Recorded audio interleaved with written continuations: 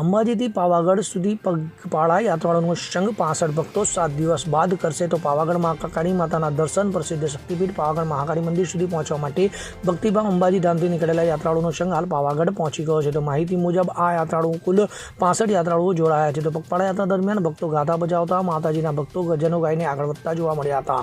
રસ્તામાં ગ્રામજનો દ્વારા યાત્રાળુઓનું વધામણું કરવામાં આવતું હોય છે. તેમજ પાણી, નાસ્તો અને ભોજન જેવી સેવાની વ્યવસ્થા પણ સ્થાનિક લોકોએ કરી સેવા બજાવતા હોય છે. ત્યારે યાત્રાળુઓએ જણાવ્યું હતું કે આ યાત્રા તેમના માટે માત્ર ધાર્મિક જ નહીં પરંતુ આત્મિક શાંતિનો અનુભવ કરાવતી હોય છે. તો અંબાજીથી શરૂ થયેલી યાત્રા 7 દિવસ સુધી ચાલશે અને અંતે યાત્રાળુઓ પાવાગઢ મહાકાળી માતાના ભવ્ય દર્શન કરશે. તો આ યાત્રા માત્ર શ્રદ્ધા અને ભક્તિનો જ નહીં પરંતુ સંકલ્પ, સહકાર અને ભક્તિમય પરંપરાનો જીવંત દાખલો બની રહી છે.